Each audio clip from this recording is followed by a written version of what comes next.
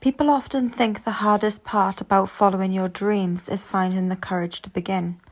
That one day you wake up, quit your job, buy the van, start a business, leave the relationship, move to another country, and everything changes. But I've realized something.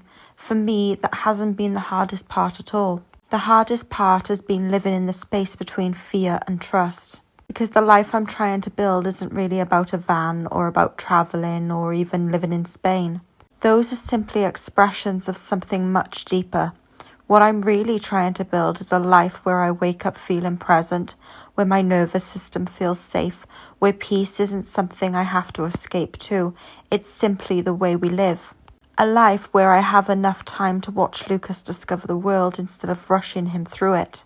Where we spend more time outside than inside, where success isn't measured by how busy I am, but how connected I feel to myself and nature. The funny thing is, if you'd asked me a few years ago what success looked like, I'd probably have given you all of the things society teaches us to chase. Security, a career, money, stability, looking like I had my life together, but underneath all of that, something was always missing. Because even when life looked okay from the outside, inside, I still didn't feel at home. I spent so much of my life surrounded by chaos, poor mental health, relationships that didn't feel safe, trying to become the version of myself that everyone else seemed to expect, always searching, always trying to arrive somewhere, until one day I realized I wasn't actually searching for more, I was searching for peace.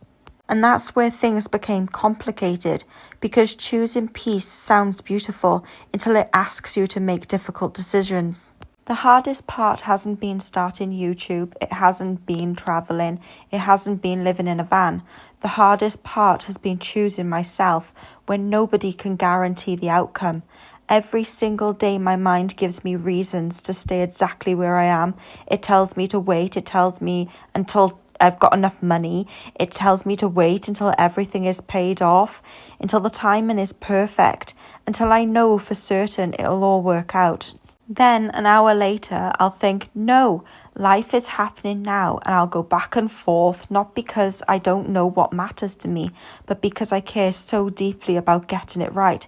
Because this isn't about my life anymore, it's Lucas too. My biggest fear isn't actually about failing. It's about failing him. It's not being able to provide. It's finding ourselves without enough food. It's making decisions that leave him carrying the consequences. Anyone who becomes a parent knows that something changes. Your dreams stop belonging to only you. Every decision suddenly carries another heartbeat alongside your own, and sometimes that feels incredibly heavy. I often ask myself, what if I make the wrong choice? But recently another question has started appearing. What if there is no perfect choice? What if every meaningful life asks us to risk something? What if certainty was never actually the destination? Maybe the real question isn't which path guarantees I'll never fail. Maybe it's what life feels true enough that it's worth taking responsibility for. Because here's something I've realized. If money wasn't part of the equation, I'd already be living this life, which tells me that perhaps the biggest battle isn't actually about vans or houses or countries. It's about the belief that abundance can only come through certainty, that passion can't provide, that I need guarantees before I allow myself to trust. But when I look back, every meaningful change in my life has happened the same way. I left relationships that no longer aligned. I chose motherhood. I traveled. I started this channel. None of those decisions came with certainty.